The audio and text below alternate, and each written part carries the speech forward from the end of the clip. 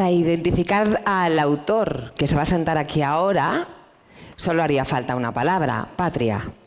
Y sin embargo son miles las palabras que lleva enjaretando durante años, con belleza, con maestría, con humor, con ironía, en su obra literaria, novela, relatos, obra poética. Es un escritor que creo que todos vosotros habéis leído, y si no, tenéis una cuenta pendiente. Y además creo que es el cocinillas de su casa.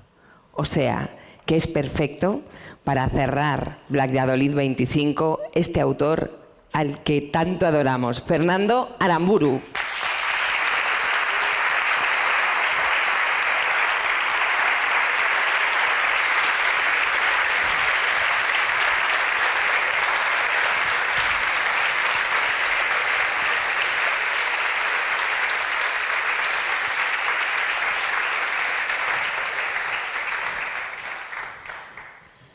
Fernando Aramburu. Igual me he puesto demasiado cariñosa para hablar con un vasco, no lo sé. No, ya sé que no voy a estar a la altura de los elogios, pero haré lo que pueda. Bueno, entiendo que estás muy a gusto aquí porque tú vives en una ciudad, Hannover, a la que llamas la Valladolid de Alemania. O sea, estás como en casa. Bueno, quizá esto requiera una explicación. Efectivamente, cuando me preguntan por la ciudad donde resido desde hace tantos años, suelo responder que es la Valladolid de Alemania para cortar la respuesta. Y es que es una ciudad, Hannover, sin un emblema que la haga reconocible en el mundo entero. No sé, no tenemos una Torre Eiffel, no tenemos un río grande, ni una playa famosa. Es una ciudad que está en el corazón de Alemania, un poco hacia el norte, como Valladolid, con parecida densidad demográfica. Tenemos un río que es afluente de otro más grande. Tenemos equipo de fútbol en segunda división, también. También. Es un lugar donde se habla un alemán bastante puro. De hecho, se considera que es el grado cero del buen alemán, a partir del cual empiezan los dialectos. Y entonces, cuando me entrevistan en Sevilla o en Valencia, en Zaragoza, para no alargarme demasiado, cuando me preguntan por Hannover, digo, sí, bueno, es la Valladolid de Alemania. ¿Pero tenéis Black Hannover? ¿Qué si tenemos? ¿El certamen de literatura Black Hannover? No, pero ahora que he visto este de aquí, voy a ver si muevo un poco la cuestión. Sí, ¿eh? No, pero hay otros certámenes. Lo que no hay es un castillo. Esto es un problema grande, ahora lo veo. Bueno, he dicho al presentarte, Fernando, que eras el cocinillas de tu casa y no sé si estoy bien documentada. ¿Eres? Sí, no, a mí se me ve con mucha frecuencia en la cocina, particularmente los sábados, donde toda la familia sabe que la cocina me pertenece y donde yo hago mis platos de legumbres, de arroces, de lo que sea, que después congelo en porciones en las distintas fiambreras. Yo sigo diciendo fiambrera. Es que es muy bonita esa palabra. Les pongo un cartelito y congelo. Y de eso me voy alimentando en los días laborables y el resto de la familia, si quiere, pues puede comer. Lo que pasa es que son muy delicados, son muy de la zona. No gusta el ajo, no gusta el chorizo, pescado nada. Entonces yo me lo cocino, me lo como. Pero bueno, esta no es una actividad práctica, o sea, no se trata solo de llenar el bandullo, sino que a mí me gusta darle al paladar lo que merece. Y esto lo traigo yo desde la niñez.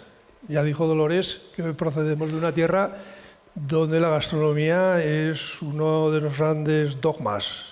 De hecho, creo que en muchos casos sustituye la vida sexual de las personas. No hay más que verlas explicar los platos, una delectación con un vocabulario que ya solo de escucharlos le va entrando uno ganas de participar, según me han dicho.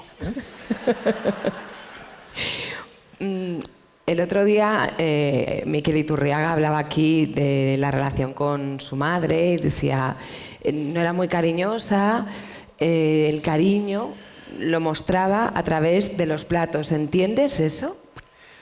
Sí, es lo que he vivido. Se ha hablado recientemente del matriarcado. Hay distintos grados de matriarcado. El que a mí me tocó en casa es el máximo posible. O sea, mi madre, que todavía vive, tiene 100 años. Yo creo que la muerte tiene miedo de mi madre. Que no era una mujer especialmente autoritaria, pero es que lo era todo, lo ocupaba todo, lo decidía todo y cocinaba estupendamente. De tal manera que no era útil ni conveniente llevar a la contraria. Y no sé cuál era la pregunta. Ah, sí. Entonces, venimos de una tierra donde es raro verbalizar los sentimientos, sobre todo los sentimientos amorosos, etcétera. La parte del odio está más completa, vamos a decir, como todo el mundo, por desgracia, sabe. Entonces, alguna vez he visto fragmentos de culebrones venezolanos o mexicanos, ¿no?, donde se usan esas expresiones, mi vida, te amo. Yo esto no lo he visto jamás en mi tierra, ni en mi casa menos, donde había afecto. Pero el afecto no se expresaba de manera lingüística, vamos a decir.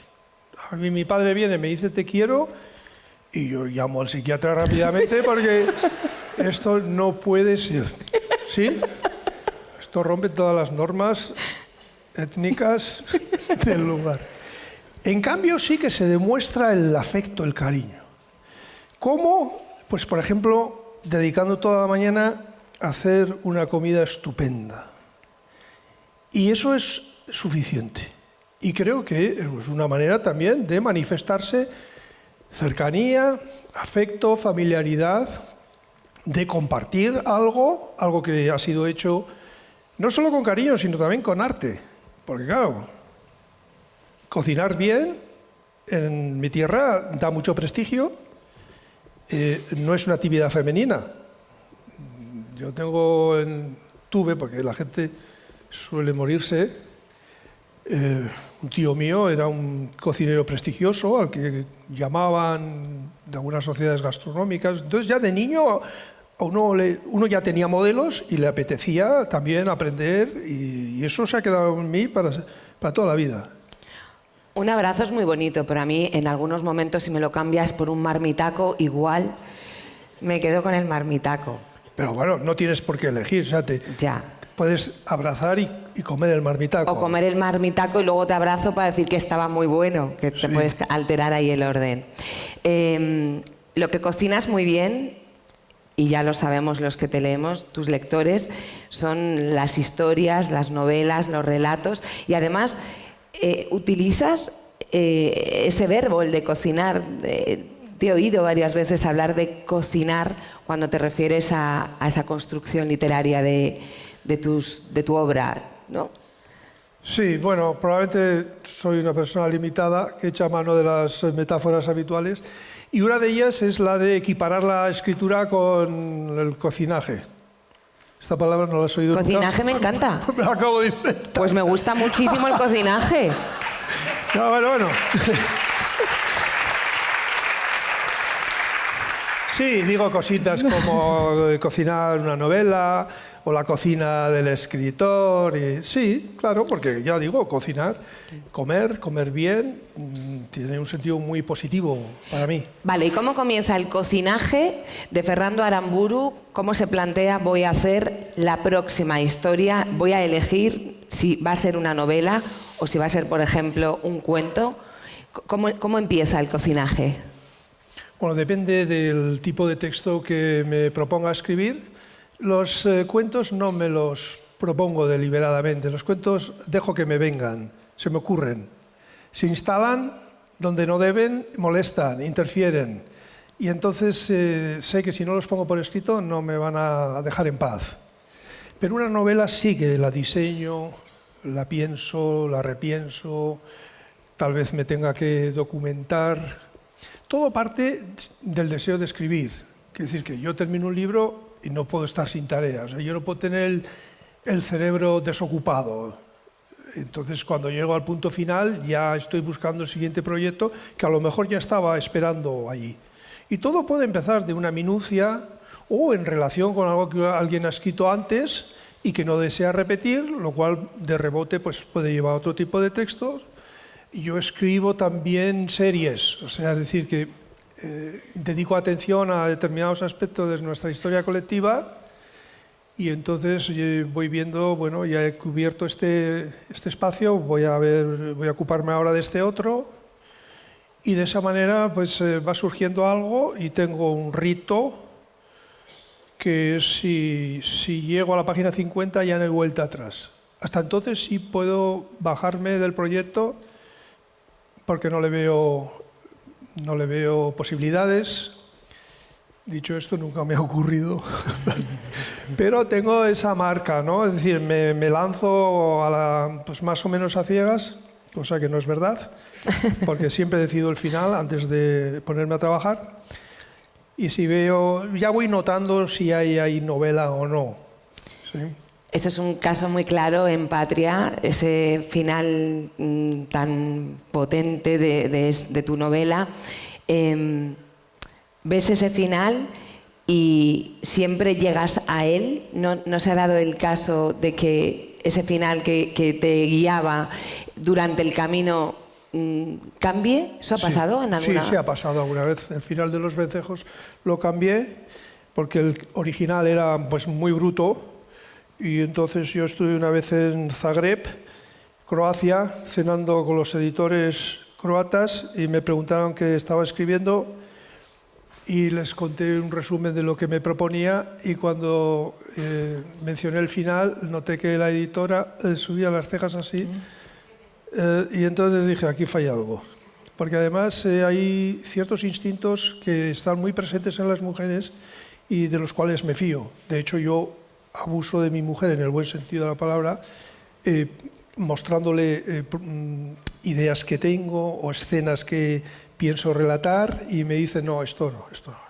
O esto, sí, esto pasa, adelante. Sí, que no estoy solo con la tarea normalmente, ¿no? En este caso cambié el final, pero esa es una posibilidad que siempre existe. Si se me ocurre uno mejor, lo cambio. Pero yo necesito saber el final por dos razones. Una, porque así sé a dónde voy. También sé en cada momento del trabajo dónde me encuentro.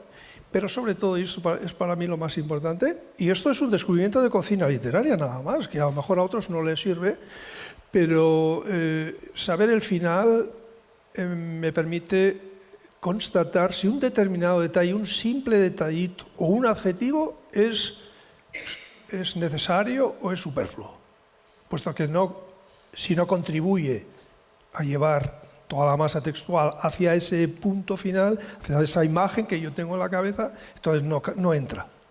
En mis libros no entra nada que no sea estrictamente necesario. Y de hecho cada vez escribo más seco, más conciso, porque bueno, eso es una norma que me he impuesto, ¿no? No sé por qué te cuento esto, a pero... mí estoy boquiabierta, no porque luego nos están viendo en streaming, si no estaría yo boquiabierta ahora mismo escuchándote.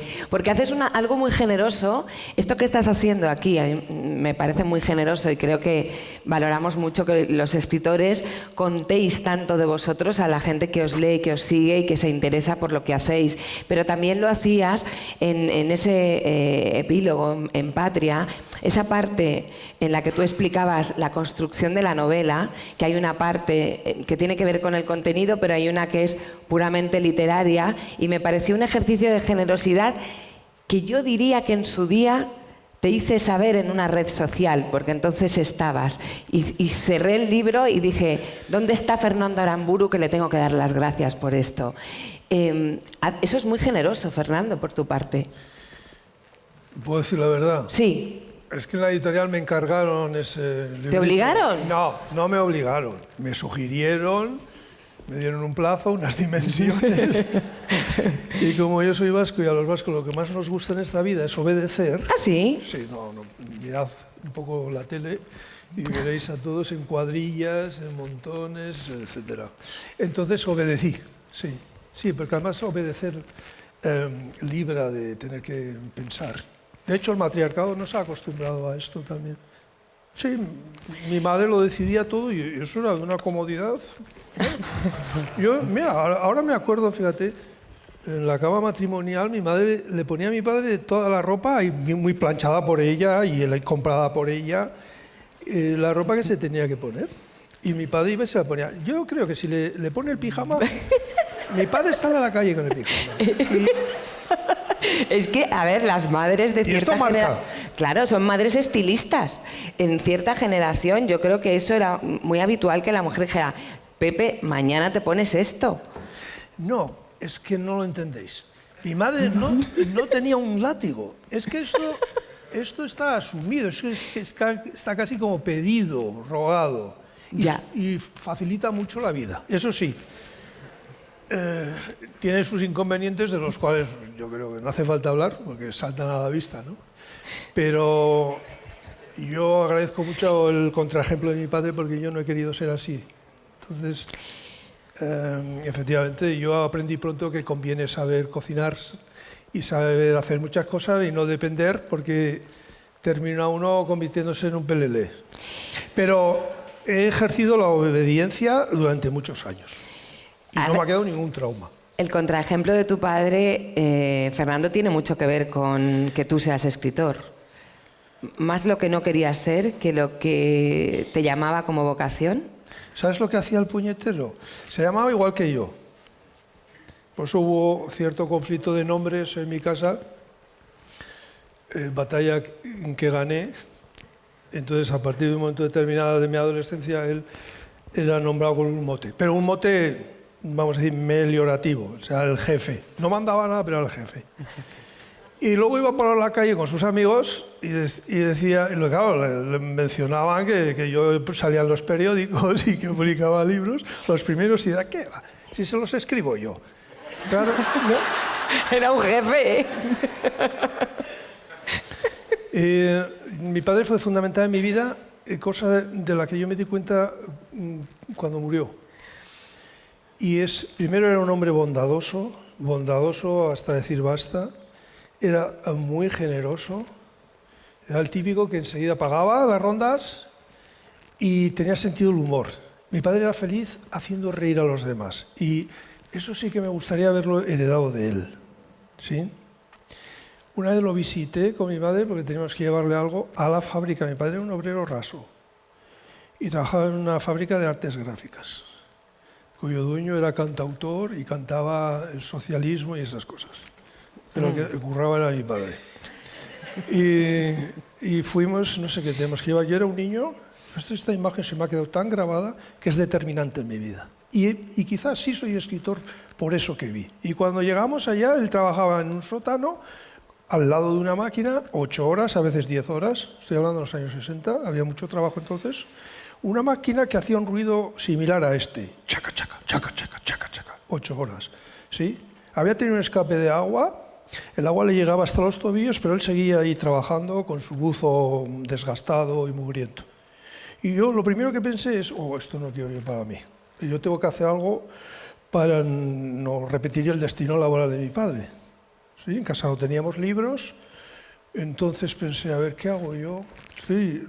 Me estoy retrotrayendo a la mente de un niño de 11, 12 años. Y la primera posibilidad fue la habitual, el deporte.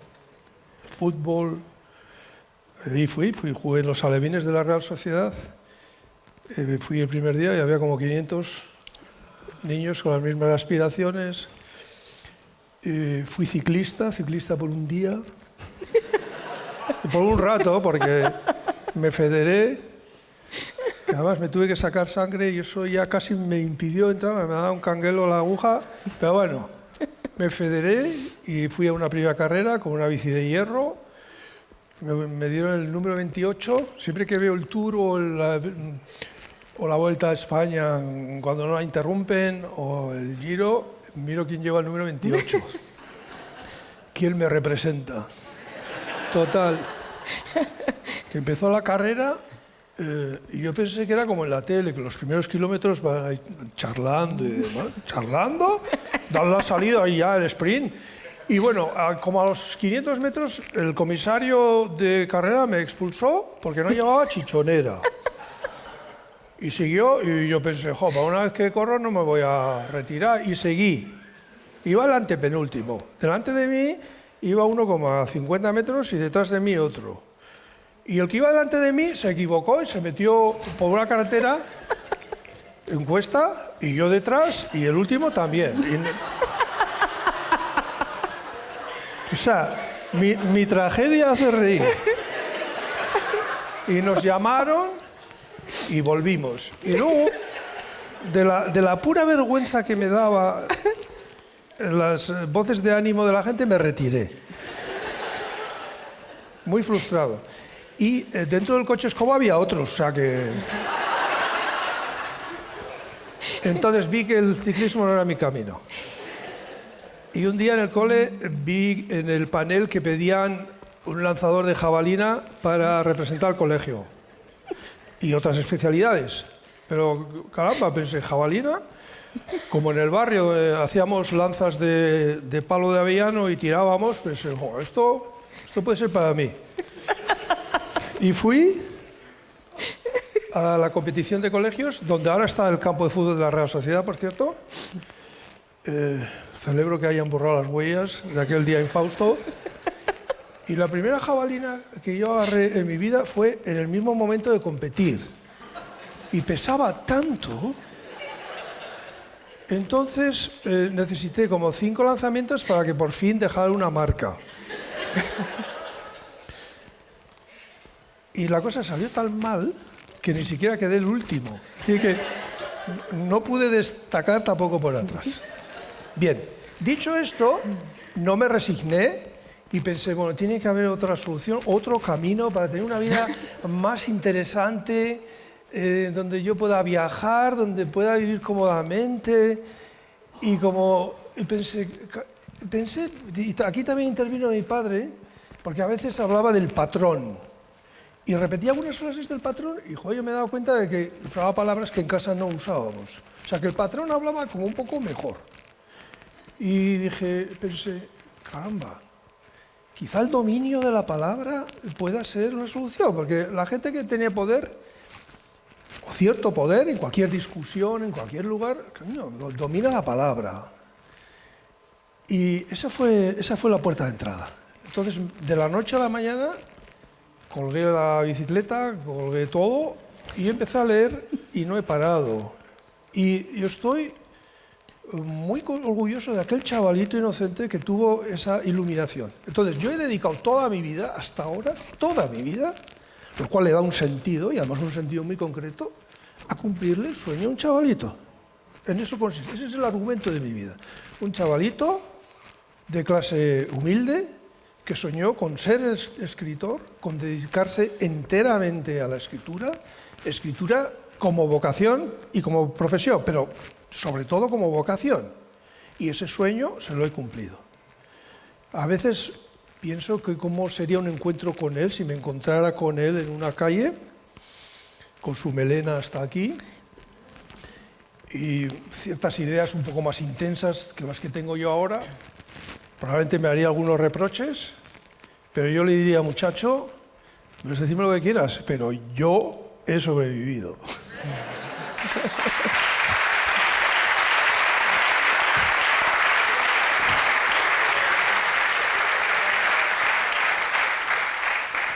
Menos mal, Fernando, que no heredaste lo del sentido del humor de tu padre. No Nos has hecho llorar de risa. Pero es un humor diferente. Tú usas la ironía y además la usas en la escritura claramente. ¿Qué significado tiene para ti el humor? Bueno, el humor va conmigo. Es decir, que yo puedo ahora hacerme el listo teorizando sobre el humor, aunque probablemente no voy a decir cosas muy brillantes. Va conmigo, va con mi forma de ser y con el deseo de imitar a mi padre, cosa que yo ya hacía de niño, porque él disfrutaba mucho viendo caras sonrientes a su alrededor y en cierto modo a mí me pasa lo mismo. Él se reía mucho de sí mismo y creo que eso también ha sido una gran lección, ¿sí? Es decir, esa idea de que el humor no tiene por qué ser un arma arrojadiza contra los demás, ahí hay una frontera un poco borrosa que a veces uno traspasa, bueno, pues, ¿qué más da? sino que el humor puede ser una aportación a los demás para vernos en nuestros flancos menos nobles, más ridículos, ¿no? Había un filósofo francés, yo ya lo recuerdo, no voy a decir el nombre porque suena como muy pedante, que decía pues, que el hecho de la risa surge cuando el mono que llevamos por dentro sale, ¿no? A veces salen en momentos inoportunos, que es lo que puede ocurrir en mi literatura, que en un episodio de duelo o de pena o de depresión, en fin, cuando se esperaría, no sé, un autor respetuoso, grave, educado, surge el puñetero juguetón humorista, ¿no? Eso es una tentación muy fuerte que a veces me arrastra a ser inoportuno. Y en mi vida cotidiana también. No es una coraza con la que yo me proteja de la timidez o cosas así, sino que es un poco... Es como situar un aire grato entre las personas con las que estoy, y eso me gusta mucho. Y has caminado con el humor por territorios complicados, por ejemplo, en Hijos de la Fábula, usar el humor para hablar de ETA era un reto. Y haces un planteamiento brillante, pero en algún momento ese filo que decías, ese filo tan delicado, te ha hecho cortarte un poco, o era una historia muy difícil. Usar el humor ahí era muy difícil. Ese es probablemente el libro más difícil que yo he escrito desde un punto de vista de la moral o de la conducta, y es un libro que no se ha entendido bien. Una vez me encontré con un lector que me dijo que le parecía un libro muy triste, y yo pensé, por fin uno lo ha entendido. Antes de escribirlo yo estuve en contacto con una víctima directa del terrorismo y le planteé el proyecto. Le aseguré que en esa novela no aparecerían víctimas y que los protagonistas no cometerían ningún atentado. Dicho esto, me dio el visto bueno, ¿sí? Si no, no habría emprendido la tarea. Hay quien considera que algunos episodios son paródicos o son exagerados. Cuando escucho esto, ya sé que esas personas no están muy puestas en los entresijos de la organización, donde ocurrían chapuzas que contadas en una novela no se creen y que además a veces tenían repercusiones muy dolorosas, incluso para los propios activistas, a quienes sin tener grandes nociones en explosivos pues les podía explotar a sí mismos una bomba por torpes, por chapuceros.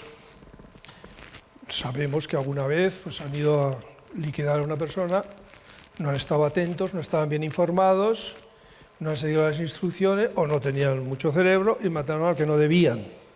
Otra cosa que contada en una novela también puede resultar doloroso, pero ya he dicho que en la mía no habría víctimas. Esa novela se inserta dentro de una serie y a mí no me parece tan humorística como algunos consideran. Pero si utilizas el humor para contar algo dramático, es una comedia dramática, ¿no? Yo creo que es una tragedia que sí, efectivamente tiene rasgos de humor, pero en principio es una tragedia, no hay más que ver el final. Y sí creo que hay, esto me duele un poco, pero bueno, lo voy a decir ahora que no hay streaming y nadie me oye, pero discrepo un poco de esta tendencia hegemónica que hay en España de equiparar el humor con la comedia. No es el tipo de humor que a mí me atrae, ni el que se practica principalmente en el país donde yo resido. Es decir, alguien emplea el humor en un escenario o en cualquier lugar y se supone que a toda costa tiene que lograr la risa del que está al lado, del que está enfrente, ¿no? Entonces predomina el humorista que habla mal. Humor, que rompe las palabras, que comete, no sé, todo tipo de desaguisados lingüísticos que ya en sí hacen reír. A mí no me hacen reír en absoluto. Yo prefiero la socarronería, es decir, ese humor que está como oculto, ¿no? Por ejemplo, soy un gran aficionado de los chistes de Eugenio, que miro y remiro. Es un señor que está allí ejerciendo la sosería, pero en el fondo no está matando de risa, ¿no? Como también me gustan los autores que escriben para no incurrir en la literatura. Eso me gusta mucho. Y el humor que yo practico, entre comillas, ya digo, a veces va a zonas muy dolorosas de la conducta humana o se producen escenas donde, ya digo, lo habitual, lo propio sería la condolencia, la seriedad, la gravedad, ¿no? El humor con la ironía. La ironía está muy presente, por ejemplo, en tus últimos cuentos, bueno, últimos, los más recientes, El hombre caído, que cuentas historias que uno está leyendo y en cierto modo y en algunos pasajes causas cierta incomodidad. Y son maravillosos. Bueno, yo os lo recomiendo encarecidamente que leáis esos relatos. Antes hablabas del odio y hay uno de los cuentos que solo esa frase de te odio es un mundo entre una hija y un padre. Decías que los cuentos te asaltan. ¿Cómo te asalta, por ejemplo, ese cuento? ¿Cómo llega ese cuento a tu vida? Bueno, ese cuento se titula Dilema y así brevemente cuenta pues, una situación en la que se encuentra un conductor que va a trabajar, al que le sale un niño a la calzada. No tiene tiempo de frenar, pero sí puede elegir entre atropellar al niño o atropellar a un anciano que va por la acera dando un volantazo. Entonces el tiempo real, vamos a decir, se detiene y entonces él discurre con vistas a elegir a quién va a atropellar, ¿no? Pero él viene determinado por el hecho de que tiene una hija que en un momento de discusión le dijo que lo odiaba. Entonces él viene determinado por esto, no venía atento, quizá venía demasiado deprisa. Ese cuento se me ocurrió leyendo en el semanario El Spiegel, que suelo comprar de vez en cuando, sale una vez a la semana, un seco informe sobre coches artificiales. Es decir, inteligentes, perdón. El artificial soy yo, es decir, coches que funcionan sin conductor, donde los que van dentro pueden ir jugando las cartas o durmiendo, etc. Y se supone que tienen unos sensores para evitar atropellos y choques, etc. Pero no está descartado que se produzca un accidente. Entonces en el reportaje se planteaba quién pagaría las consecuencias. ¿El fabricante, que no hizo el coche perfecto, o algún responsable, el comprador del coche, ¿no? Entonces ahí había un dilema que yo trasladé a otra situación. Y así surgió. Ya he dicho antes que los cuentos son para mí principalmente escritura intuitiva, o sea, no planeada, ¿no? Yo voy con mi perra por la calle, hablando solo, como he hecho siempre. Una vez una vecina cuando yo era niño, fue a decirle a mi madre, en la primera ocasión en que se la encontró, ¿tu hijo habla solo? Como si yo estuviera así. No, lo que pasa es que tengo mucho que decirme. A veces me entrevisto. ¿Qué opino? ¿Qué decía esto? Sí, bueno, y que de repente me viene la historia, pero casi entera. Y a veces dejo que la historia se Formentera. Formentera es una isla...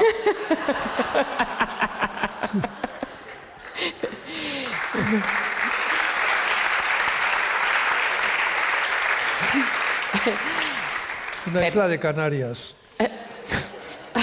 Fernando, cuando vas trabajando, paseando con tu perra que se llama... Luna. Si, por ejemplo, yo os encuentro porque tengo perra, entonces coincidimos en un parque de Hannover y yo digo, Fernando, ¿qué tal? Puede, claro, que te pille en ese momento trabajando, como dices, seguro, construyendo tu cuento, tu relato. Eso lo haces todos los días. Sí, varias veces. O busco un título, o antes publicaba una columna semanal, buscaba tema a toda costa. Sí, claro, es un periodo muy productivo para mí. Ahora, lo normal es que si yo te veo ahí a lo lejos, me dé la vuelta y me vaya para otro sitio. Porque Pero claro, si me llamas... Este final yo ya sabía que iba a ser ese, ¿sabes? Si me llamas ya no tengo excusa, claro. No eres, o sea, ¿no eres de pandillas y de perritos? ¿De No. hablar con todos? No, porque además es que no me interesan los perros de los demás. Y hablar en alemán sobre perros no es exactamente una actividad recreativa para mí. No, hay una señora, cada vez que salgo de un estudio a donde voy a escribir, me la encuentro siempre, yo no sé si vive en la calle, y tiene un gran influjo en mi vida, porque según donde esté, yo voy para el otro lado. Y entonces yo salgo y todavía no he decidido qué ruta voy a seguir en ese paseo hasta que veo a la señora y entonces ya sé que ahora voy para allá. Y el caso es que no me paro a hablar con ella, pero joder, da la impresión de que me está esperando. Y además a mi perra tampoco le gusta socializar, porque reacciona siempre como muy agresivo. Es muy pequeña, si en un combate no duraría ni medio segundo. Pero reacciona como yo, aunque es más explícita que yo. Ahí saca los pocos dientes que le quedan. Y siempre entra en peleas, conflictos sonoros, con otros perros. Así que somos idénticos. Y es de ladrar a los grandes sobre todo. Sí, no, le da igual, en cuanto ve cuatro patas y pelo, sí.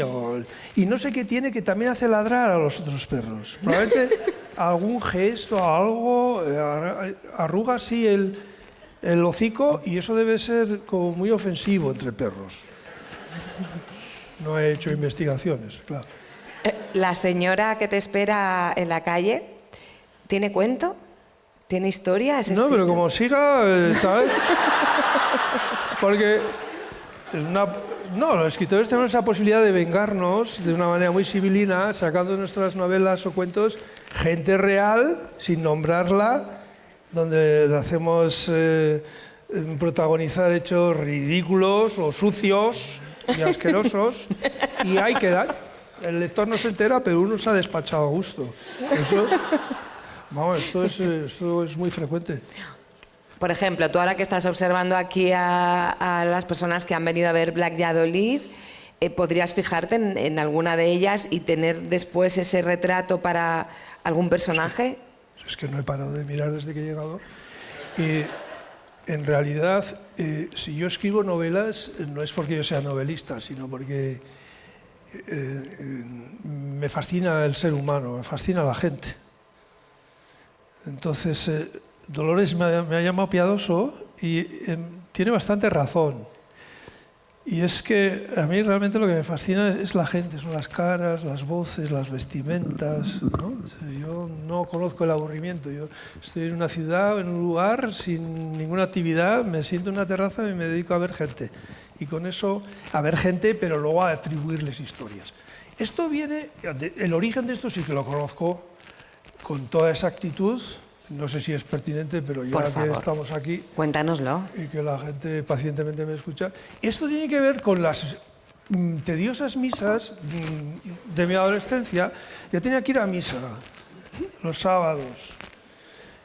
Y entonces iba. Y entraba a la iglesia y entonces la iglesia los bancos estaban divididos en dos sectores. A la izquierda los hombres, a la derecha las mujeres, y en medio un pasillo, al fondo el cura. Entonces iba a un matrimonio, pones cara de extrañada. Sí, porque ¿en qué año era eso? Yo también iba a misa. Pues el 68, 69, ¿sí? 70... Y estaba hasta dividido. Un día dije, ya basta. Y 71, 72, sí. Y entonces iba al matrimonio, la mujer iba ahí y el marido aquí. Entonces yo me ponía por la parte de atrás y me dedicaba a observar al personal. Y llegaba el sermón y todo esto, y para distraerme pues me dedicaba a contar calvos, gordos, gente con las orejas de soplete. Y con el tiempo fui sofisticando este pasatiempo.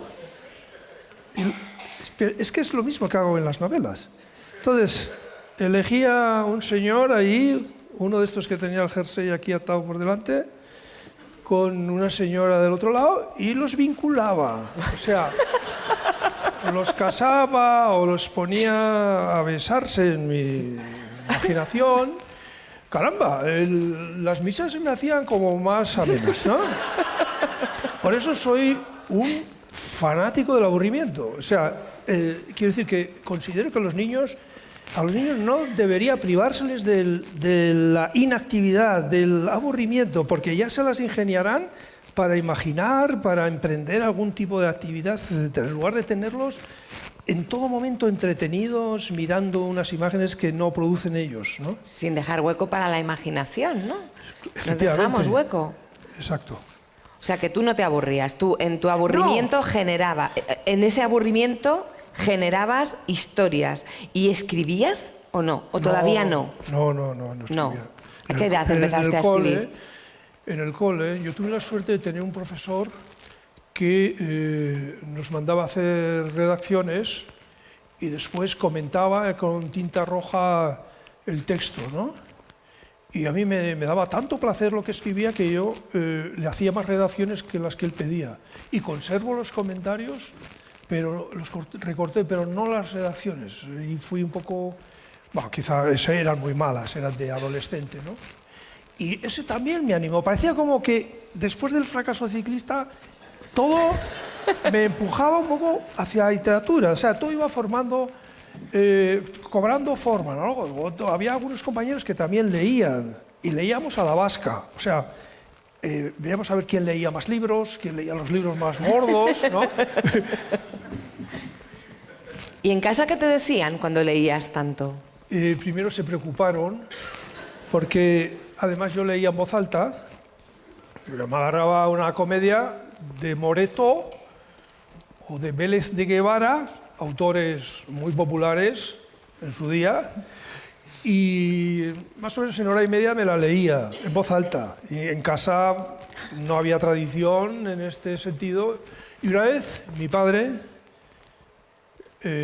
vinieron unos amigos a buscarme un domingo para ir por ahí. Y yo les dije que no. Estaba leyendo. Por cierto, estaba leyendo a Zorrilla. ¿Cómo era aquello? No me acuerdo. Ese sabrá que termina el mártir. Inconfeso, no sé qué mártir era. Un tostón, pero era lo que yo estaba leyendo. Les dije que no, que estoy leyendo. Y en casa ahí ya se empezaban a preocupar. Afortunadamente no eran los tiempos en los que enseguida se mandaba a los hijos al psicólogo, donde me habrían estropeado verdaderamente. Y entonces mi padre me llamó a la cocina, cosa rara, fui, enviado por mi madre, claro. Y entonces él quiso chantajearme de una manera, eso es corrupción, vamos, quiso chantajearme dándome 40 duros, o sea, 2 billetes de 100, para que yo fuera con los amigos. Y yo le dije, ¿para esto me llamas a la cocina? Pero claro, me había interrumpido la lectura. Para que no leyeras, para que te fueras por ahí. Sí. Y entonces, los primeros libros, todos de la colección Austral, con la cual yo tengo una fijación, todos los meses leo 2. ¿Ah, sí? Sí, no importa el contenido.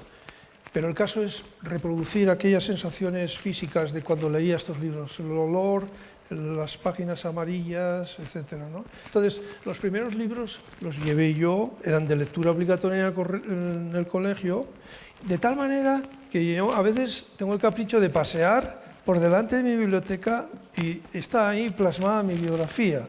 Los primeros libros, el libro que me regaló no sé quién, con el que empecé a aprender alemán, todo está en mi vida, todo en libros, porque yo no he heredado libros, o sea, tengo una vinculación muy directa con cada uno de ellos, ¿no? Y hay quien alguna vez, en algún encuentro casual, me ha contado que en el colegio se murmuraba de mi cambio, de un cambio radical, de un chaval futbolero, inquieto, pegón. De la noche a la mañana me convertí en otro. El tío retirado me dio por escribir, por hacer un diccionario de gentilicios en COU. Y yo iba sábados y a veces me abría en la biblioteca del seminario diocesano los domingos. Y repasaba la espasa, tomos, esos tomos gordos, que ahora estamos olvidados, y cuando veía un gentilicio, ¡chac! Y además era como el pescador cuando saca, ¿no? Con una alegría enorme. ¿Y existe ese diccionario, No, lo Fernando? tiré. ¿Por qué lo tiraste? Porque vi que era infinito. Era infinito. Sí. Vallisoletano, natural de Valladolid. Pucelano se puede decir. También pucelano, sinónimo de vallisoletano. O de uso popular. Pues ahora mismo ese diccionario... No, era una iniciativa de chavalito con ganas de meterse en el mundo de las palabras y de dominarlas y de familiarizarse con formas que no se usaban en mi barrio. Nosotros hablábamos un castellano muy interferido de palabras vascas. Yo fui a estudiar a Zaragoza, cuarto de filología, y joder, los compañeros me corregían. Tenía una novia y me corregía. Y yo, pero esta gente... Claro, pero yo decía un montón de vasquidades, de vasquismos, ¿sabes? El choco y la chirristra, que es el tobogán, y entonces... Sí, que a mí decir tobogán es como hablar ¿Y tobogán? inglés. ¿Cómo se dice? Chirristra. Chirristra. La chirristra. Pues chirristra me gusta mucho. Casi más que tobogán. El rape. Ayer cenamos rape. Sí. Nosotros toda la vida hemos dicho sapo. Chapo. Sapo. Chapo. Y el traductor alemán de Patria no estuvo espabilado y tradujo sapo en alemán como el anfibio. Entonces, yo no sé, los lectores que habrán pensado de esa familia vasca ¿Qué comía? que cenaba sapo. Hombre, algunos sapos se cenan en esa obra. Fernando, ¿es verdad que escribes delante de un cactus o que tienes un cactus enfrente de ti? Sí, este cactus es muy importante, se llama Mendizábal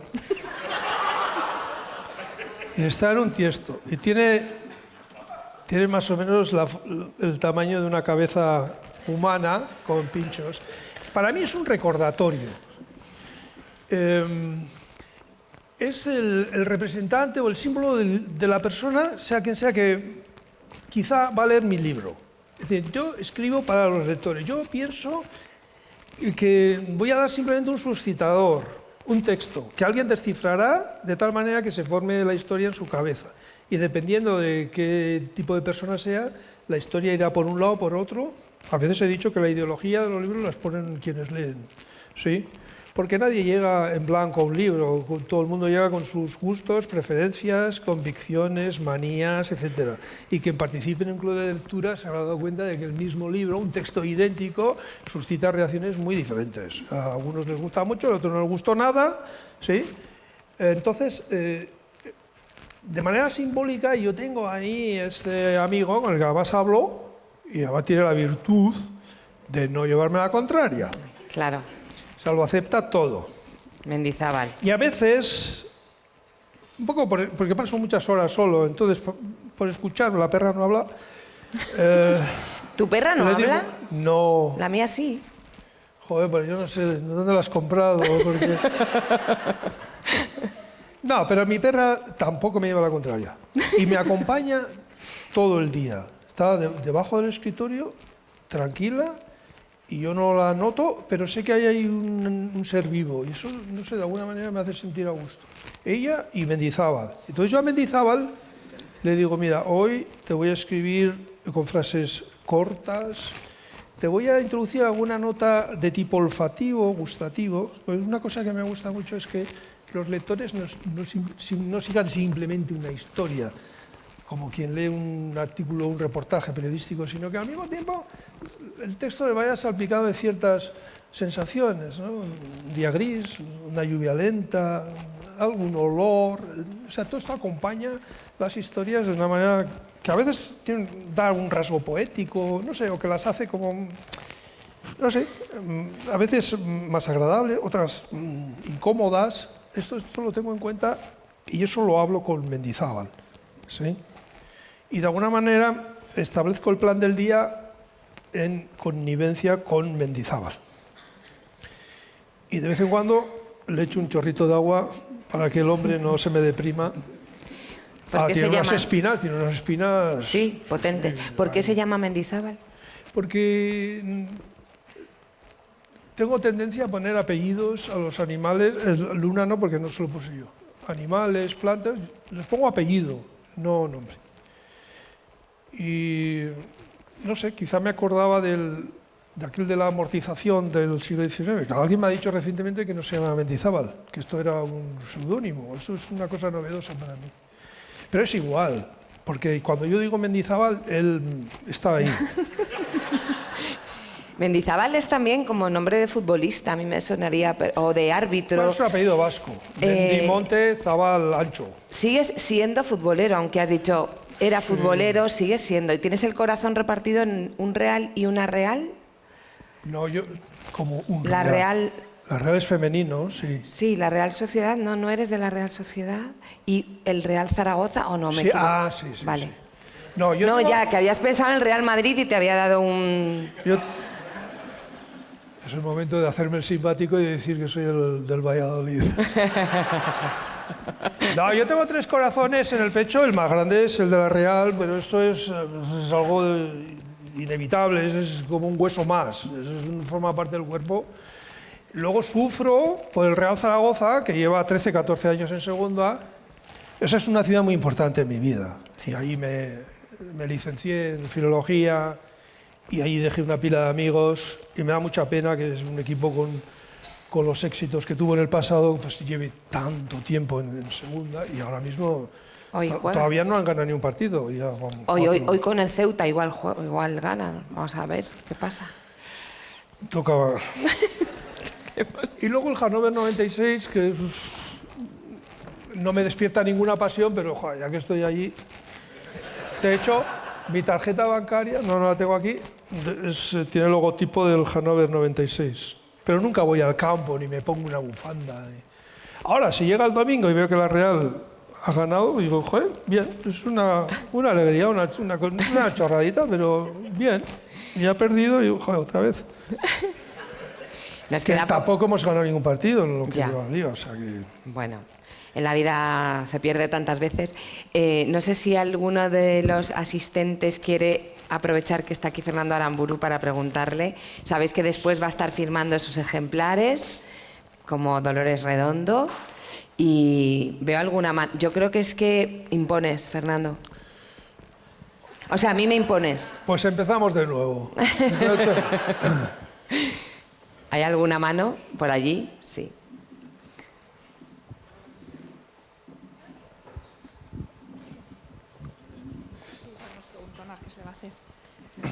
Buenos días, Fernando. A ver, yo quería comentarte, mi familia política es del País Vasco, son de Portugalete todos. Yo leí Patria porque me lo recomendó mi suegra. Mi suegra sufrió mucho, se emocionó mucho leyendo tu libro. Entonces, a mí me gustaría saber qué acogida, qué recibimiento, positivo o negativo, lo que sea, has tenido en el País Vasco después de escribir ese libro. Bueno, Patria llega al País Vasco acompañada de lo que yo digo en las entrevistas. El nacionalismo nunca logró convencerme, ni mucho ni poco. Entonces yo ya sabía de antemano a quienes no iba a gustar mi novela, cosa que se confirmó. Como tampoco gusta nada lo que yo hago. Pero esto es razonable y tiene que ver con la fe de la que hablaba Dolores. Y no me preocupa mucho. Se leyó mucho en el País Vasco. De esto tengo constancia, a pesar de que alguno afirmó desde su particular rincón ideológico que el libro no interesaba, pero yo sé por los comerciales de Planeta que se estaba vendiendo como rosquillas. De todos modos, esta mosca es mía. Viene es alemana. ¿Qué iba a decir? Lo que sí me gustó es que el libro, no al principio, pero cuando los interesados o implicados en política del País Vasco se dieron cuenta de que el libro empezaba a tener bastante repercusión, el libro suscitó un debate, o sea, se empezó a opinar sobre el libro, pero sobre todo a partir del libro. Y yo vi en algún periódico o en alguna emisora de radio, escuché a personas que tiempo antes no se dirigían la palabra o que incluso una parte considerada enemiga a otra, y sin embargo, a partir de ese libro se suscitó una conversación, un intercambio de pareceres. Eso me complació.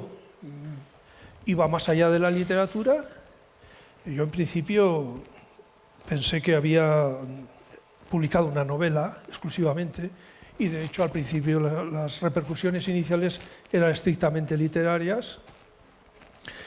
El libro tuvo la fortuna de entrar en las listas de más vendidos, cosa inhabitual para mí hasta entonces. Salió en septiembre del 16 y cuando llegó diciembre pensé, bueno, no ha estado mal. Cuarto en la lista cultural, no está mal, ¿sí?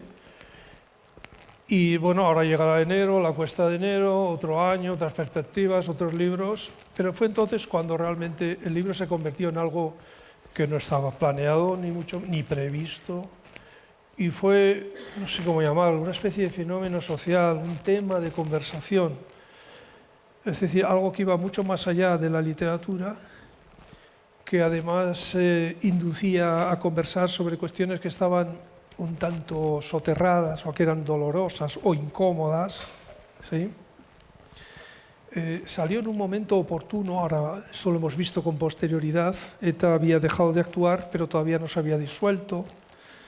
Luego escenificaron una entrega de armas. Dice que cada cierto tiempo ocurría un hecho de este tipo que de alguna manera nos colocaba en esta situación como de fin de historia y como de necesidad o deseo de recuperar memoria, ¿no? Yo no escribí ese libro con un talante historiográfico ni periodístico. Yo escribí ese libro como hago otros. Es decir, hablando de la gente, de aquella gente que estaba en la misa, solo que aquí no había misa, sino toda una serie de destinos particulares. Entonces, claro, yo me serví de dos familias en las cuales repercute la historia colectiva. Eso fue todo lo que hice, y después ya la cosa se desbordó porque en algunos países el libro tuvo una pegada muy fuerte, particularmente en países que han tenido una historia similar, una historia de violencia. Por ejemplo, en Italia, donde el libro lleva más de 20 ediciones, y no por el hecho de que alguien haya dado con la tecla exacta con un libro muy ameno, sino porque lo he comprobado en repetidas visitas. Hay muchos lectores que se sienten interpelados, que se encuentran dentro del libro, o que se formulan toda una serie de preguntas relacionadas con la propia vivencia del lugar, ¿no? Preguntas del tipo: ¿qué habría hecho yo? O cómo vivían los que no son como yo, los que me habrían agredido en el caso de estar ahí, o a los que yo habría agredido, ¿no? Y hay todo un condicionante humano, psicológico, que creo que hizo que este libro tuviera esa repercusión, ¿no? Y luego yo prometí y he cumplido no escribir Patria 2. Creo que ese libro termina como debe terminar, con una chispita ahí de esperanza, un mini abrazo, que en cierto modo la historia posterior me la ha confirmado, ¿no? Este acercamiento tímido, sí, el daño realizado, el perdón, ¿no? Se van diciendo, ¿no? Y algunos dicen un poquito más, pero no hay un congreso, una reunión, algo que reúna realmente a todos los implicados, donde se pongan todas las cartas sobre la mesa y se digan las cosas con verdad. Y la verdad no es otra, sino que ahí hubo gente que se organizó para matar a otros e imponer un proyecto. Eso es clarísimo. También ellos recibieron una violencia de Estado demostrada. Y a mí esto pues me dolía mucho, me indignaba también, y me pareció que debía dar una respuesta con ayuda de la literatura. Y eso es lo que hice.